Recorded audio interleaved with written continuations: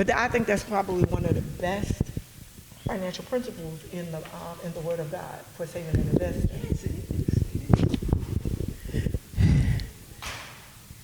Hello, we're back at the Well After Hours, and we couldn't just stop it. We had to go with part 2 on financial development and growth and debt eradication and repair. So we're back with Nicole B. Simpson, who is a CFP and also the CEO of Harvest Wealth Financial. Harvest Wealth Financial. I almost got tongue-tied on that one. And we have Darion Kitchens, who's Vice President of Sales at Phase 1 Credit Repair. Absolutely. Back talking about money, y'all. You better. This is what you really need to know, y'all. We were trying to get in prayer lines, and have somebody tell us we're going to have money, and we go back to home and we in debt all the way up over to the ceiling. But we've got to make a change, because the Lord does want you to prosper, and He does want you to be in health, even as your soul prospers. As you serve God, you're supposed to go up, not down. So we've got 2 qualified people that are going to keep on going, Nicole and Darion. I'm going to let y'all take it over from here. Well, I would like to go back to the master who gave 3 of his servants talents. Yes. And, he gave them money. He gave them money to invest. And so he had one with the 5 talents, one with 2 talents, one with 1 talent. And the principle behind that, I think, is where it is that we need to be.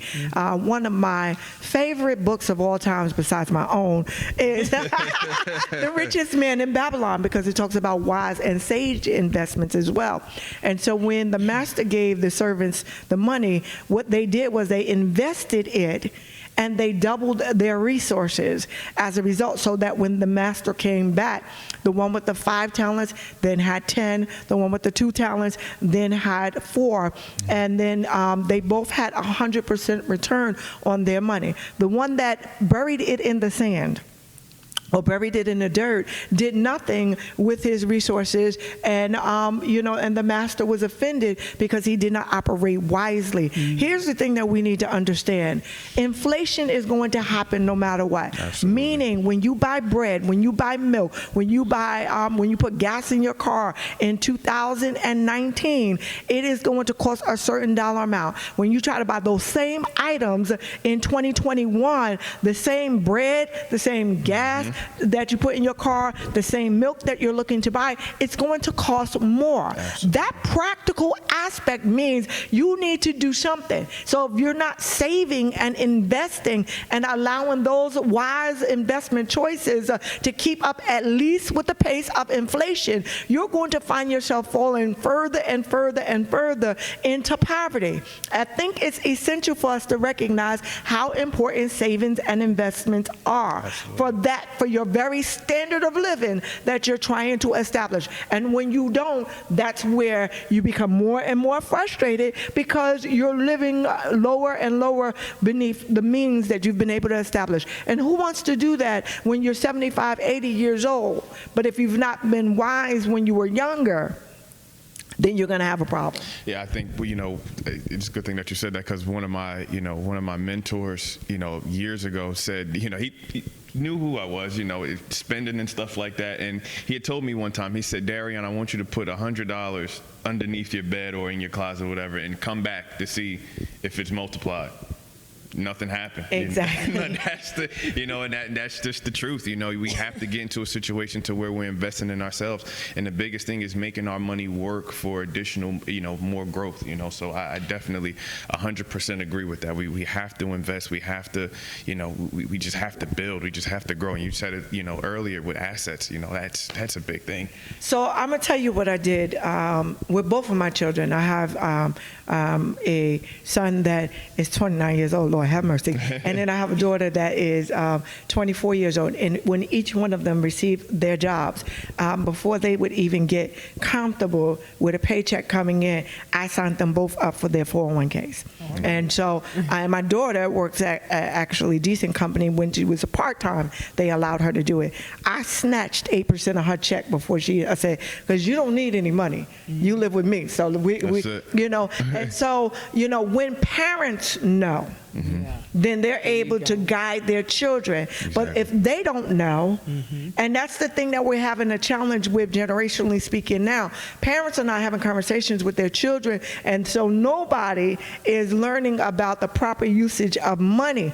And that's where, if the parents are not doing it, if the children don't know and they're talking to their friends, if the church is not talking about it, then where are you supposed to get this sage advice from? It's got to come from a place where people that you know. And so I think there's a role that the church has, because parents listen to their pastors. We listen to our pastors. So our pastors, you need to be more responsible. And I don't want to get on the pastors, but I'm going to get on the pastors because I got 28 years of experience behind me, enough to know. And for those of you that don't know, I've had life happen to me. I was a CFP since the early 90s. Let me rephrase that. I was CFP since 2000. I was in the business and a Series 7 licensee since 1992. So I've been in this since the early 90s, and September 11th came and literally devastated me financially.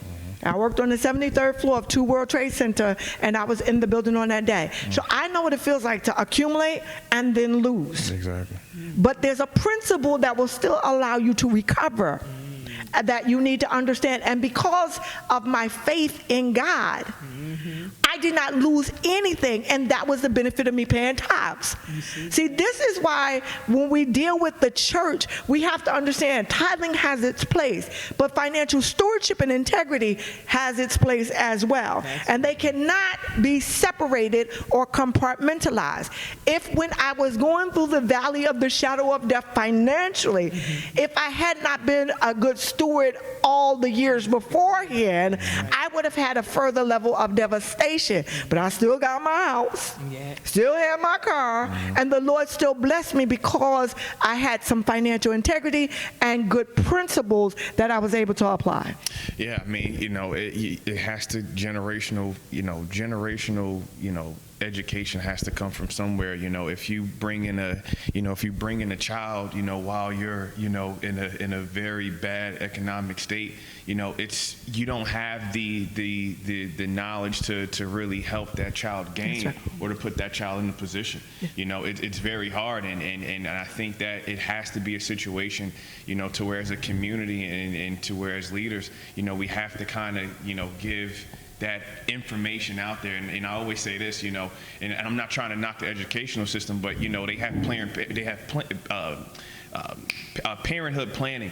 And I went to, I'm not trying to knock it, but because it's something it's something that needs to happen, because, like we said, life happens. But you're teaching, 18-year-old, young ladies how to be a mother, but you're not helping them how to provide, for that, for that child, and how, and what they're financially really need to prepare for. We're not setting up that information. We're more, and of course you have to have the care for it, but a lot of the burdens that that child is going to have is going to be financial, because they're trying to find a way each and every day, how to provide for that child. Yeah, there are systems that are set up to just survive and not succeed. And not we succeed. need, systems for success. Exactly. Right? And people are so afraid to ask for help. Exactly. And this is where pastors come in. If you don't know, invite people in who do know. Right. We have conferences, we have but those are district not meetings, well attended. Can I tell you, this is what's disheartening about it, because I want to say this: we need to stop learning how to be so spiritually bound that we're no earthly good. And that's a cliche that we say all the time. But life, I am the church. So anybody that knows me, I am the church. But we are so vested into hearing another word. You didn't listen to the last 5 words that you had, but you're still going to go home and try to live some level of life, but you don't know how to manage that aspect of life. Exactly. All of the conferences that are done, when we have financial planning seminars and workshops, 2 things that churches try to do. One, they try to make the financial advisor pay for the advice, and then they're not well attended. So they're not mandatory or something of that nature, in order for people to get the information it is that they need. And so the church is almost, not operating with a level of integrity that will allow them to teach and educate their congregants even more. Because the first thing that I will tell an average church is, if your church is financially thriving, then somebody like me in estate planning will tell a person, well, listen, put in your, in your estate plan how much you want to bless the church upon death. Churches don't even know anything about an endowment or something of that nature. You got mothers that have been in the church 30, 40, 50 years that won't mind leaving 20, 30% of their life insurance or whatever to the church. But because you have not shown yourself to be good and faithful during the duration of it, they're going to somebody on the outside to talk about estate planning and investments, and the church is never coming up for conversation or discussion. Yeah, I mean, you said it. It has to come from a foundation. You have to push it upon the church, and you have to push it upon, you just have to. You just have to. It has to come from, it just has to come from somewhere to where you have a gathering of people, and you're making them realize, listen, financially, this is where we need to be. Financially, this is where you want to go, and it has to be. Somebody has to have some type of, how can I say it? Leadership with it. Yeah. The body follows the head. Right. If the head isn't right, the body's going to be sick too. Exactly. So as you said, it comes through leadership. And there's no shame in not knowing. You're not expert at everything. Be an expert in being a pastor. There's still a lot you don't know. Exactly. Don't be a simple thing like, other corporations, don't they hire people to come in outside? Oh, absolutely. To come in and do things. The CEO doesn't do everybody's job. Exactly. There are people there to do Specialists. certain things. Yeah, So you call a specialist in, somebody who can do it. And if it's not one-on-one, you have group. You pay for other things. Exactly. And like you said, that would be a blessing to the church. Because when people can go home and they know, we are destroyed for a lack of knowledge. Our people are destroyed. When you know how to do something, Exactly. it gives you more confidence. Mm-hmm. So every area of your life. So let me give some good sage advice right now. For anybody that is there, you're sitting and you're watching, this broadcast even now. The first thing that I want you to do is I want you to go, if you're working, I want you to look at whatever retirement vehicles that you have available. I want you to ask and see how much is your company matching you, and I want to make sure that you're putting in at least that dollar amount. That's the first thing that I want every single individual under the sound of my voice to be able to do. The second thing that I want you to do is I want you to set up a bank account that you do not have immediate access to. And all of our jobs allow us, direct deposit. I want you to take 25, 50, whatever it is that you think, and have it go to that separate account. Don't look for anything where you got access to it. I want you to begin to just put a small dollar amount set aside for that particular reason. And then the third thing that I want you to do is I want you to begin to educate yourself about what are mutual funds, because that's where most people start our investment. Do you know that there are places where you can start to invest as low as $25 a month? And so you need to start there. Those are three tangible things about being a good steward. That's how, if we wanted to translate the parable of the talents into today's day and age of how to get a return for their resources, they were investing, and they invested to get a rate of return. Allow your money to work more for you than you working for the money. But you've got to have a seed in the ground in order for it to blossom. So there's three things that you can turn around and do. And then, of course, you can always find me, Nicole B. Simpson, and then I'll be fine, too. Exactly. There you go. Right there. Yeah, That's what we can exactly. do, right? That's it. I can change all of that. Nothing wrong with putting that out there. Yeah, but go ahead. You were saying? I think this is what I've kind of transferred into is I totally stopped doing goal listing and I started doing to-do listing. Right. So what I do is that I don't even make goals anymore. I make those particular things to do. So if I'm looking at a situation to where I want to save $200 a month, I need to put that as a to-do list. I need to say, again, it goes back to what's coming in and what's coming out. I can't stress it enough. You got to know what's coming in, what's coming out. The first thing that you have to do, look at what you're making a monthly. All right, put the net amount up top, write it down, whatever whatever you need to do. Your non-discretionary items. Exactly. You're using proper language so you'll know. Exactly. Okay, guys? You take out your your insurance, you take out your rent, you take out all the essentials and everything that you need. If you want to add in, Netflix and stuff like that, you can add that in there too. But you have to figure out what's going in and what's going out, and you have to make that to-do list to where, all right, instead of making it a goal to save $200 a month, this is something that I have to do. Instead of saying, all right, well, you know what, I have a 580 credit score, I'm going to make it a goal to make it 700. Make that a to-do list. You have to sacrifice. That's the biggest thing is sacrifice. If somebody was to tell me that, listen, you have to sacrifice 1 year of everything that you like to do to be able to live how you want to live, I would take it 1,000,000 times. Right. And I can't stress people on, you only, sacrifice how much time that you need to get that goal that you need. Can I piggyback off the sacrifice aspect? Yes. Because everybody wants to, live life like it's golden. They want to live Exactly. now and things of that nature. I just want you to consider, no matter how old you are, I want you to consider your mother, your grandmother. Exactly. Are they still living? Okay, so if they are they still eating every day? Do they still have their own apartment? Do they still have to get up and go? Okay, so at some point you desire to get to that place, and you're still going to need resources in order to make that happen. For individuals that live in the now, you will always find yourself in a place of destitution or living beneath what it is you're capable of living, simply because you're not willing to make a commitment. I want to add one final thing.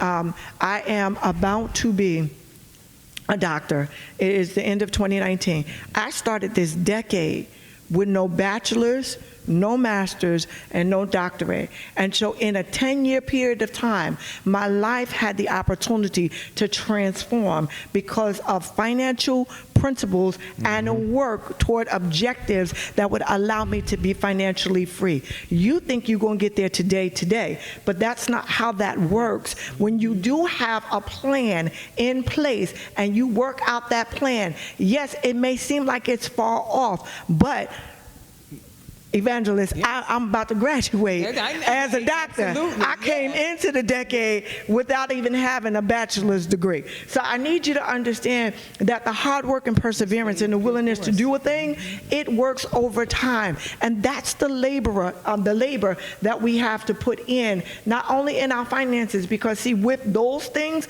more money comes. But if I wasn't prepared when I was making $20,000, if I wasn't prepared when I was making $30,000, then I ain't gonna be prepared when I'm making $70,000. Exactly. Not gonna be prepared when I'm making $100,000. And I'm not even at that level, honey. I'm trying to be prepared for $1 million. I don't know where y'all are, but I've been in business for a long enough time. I'm trying to prepare for $1 million. You understand what I'm saying? And so that takes time to get there. Yes. And that's where, when we believe God in our lives, this is the benefit of being a child of God. You know that there's nothing too hard for Him, and we know that you can do all things. It says, I can do all things through Christ who gives you the strength. So you have the strength to change your life and be financially free, because now I am in a financial position where I'm able to serve more effectively. And we never really get to that place of being able to do service how God deems it in our lives, because we're always worried about the price tag. And I'm trying to liberate individuals from worrying about price tags in that area. See, faith there it is. Faith without works is dead. You can come to church Sunday after Sunday and have all the faith, but if you don't put it into action, and I don't think people understand it, you've got to, as you said, put it in action. That's right. You've got to do something. It's not going to just drop down out of the sky. It's not going to be just somebody going to come and put something in your hand. You have to begin to take steps towards achieving that. And I think the biggest thing is, and I've learned this, is really, appreciating 24 hours in a day and 365 days in a year. I think that, and as you said, time, it's not going to be overnight. That's right. It's not going to, unless you hit the lottery, it's not going to be overnight. Even if you do hit the lottery, what are your chances of actually multiplying and turning, $1 million, $5 million into 10 when you're in that position to do it? I think that we, especially in a generation of mine, to where, in 2019, information is just coming fast. Results are coming quick. But we go by what we see what happened to our friends. We can't look at their situation and look at mine. You can't say, okay, well, John, just had a 100 point increase, and then, all right, well, I had 10, and then you feel discouraged about it. It takes time with stuff. It takes time with saving. It takes time with everything. So, just don't think because everything is not moving to, at a rapid pace. Don't think that it's not coming. And you said it best. That the time is key, and Right. it's just the consistency and just sticking out the grind. And don't look for immediate gratification. Just don't look for it. No. Be good with, like you said, that tortoise in the hare. Just take those slow, steady Exactly. steps, because they'll win every Every Exactly. time. Exactly. Every time. And as a financial planner, one of the things that I don't look at when I'm having conversation with individuals is about money and returns. I say, what is it that you want to have out of your life? What goals is it that you want to achieve? Where is it that you're looking to go? Okay, so you want to put your kid through college. You want to have, you want to buy a house in 5 years. You want to establish your own business when you are ready for retirement. Those goals. Okay, how do we achieve those goals? And once we buy into what it is that you say that you want in your life, then I say, okay, this is how we get there. And that, I think, is probably the most powerful, because now it's not about you saving and investing, for saving and investing sake, because you have to do it. But now you're looking to do something tangible that's important to you. And so every time a kid graduates from college, we're celebrating when they don't have to graduate with a whole lot of debt. Every time Exactly. you get those keys for the first house that you got, your starter home, we're celebrating, because I'm not just getting you in the house.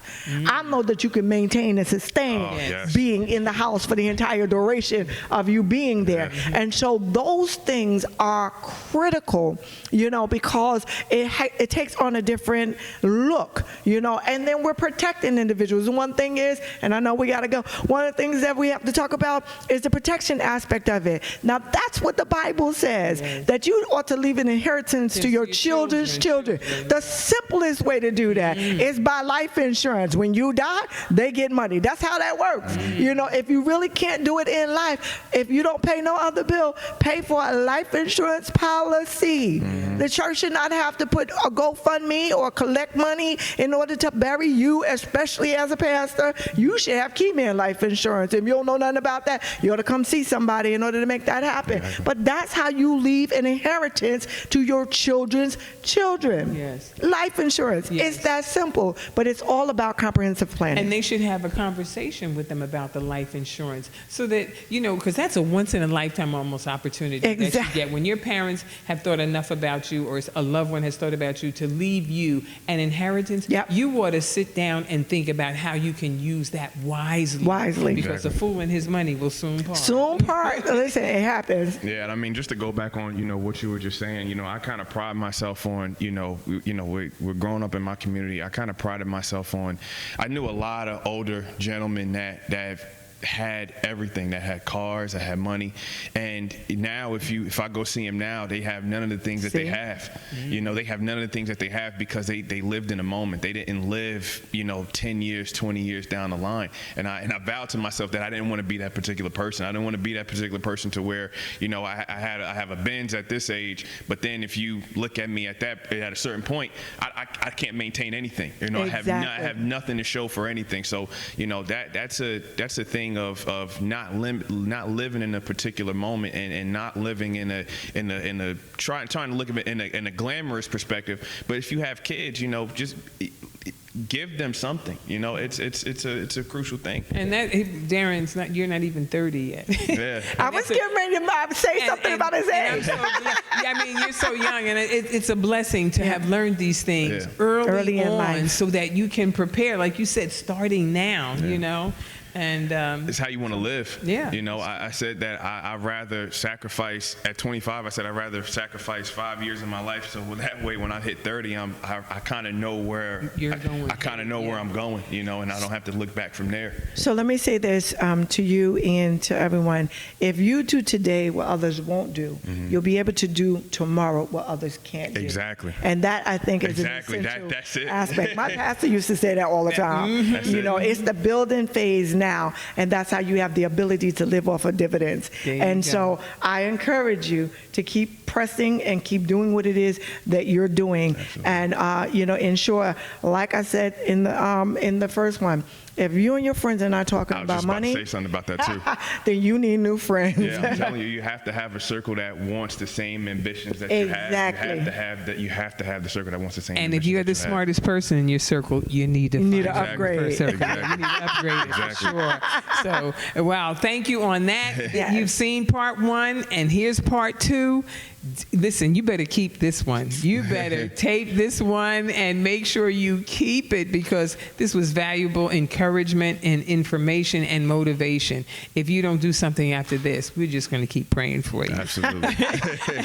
But again, thank you. I hope you have enjoyed gathering around the Well After Hours today. We'll see you again next Thursday, 7:30 p.m. God bless you. We love you. Bye-bye.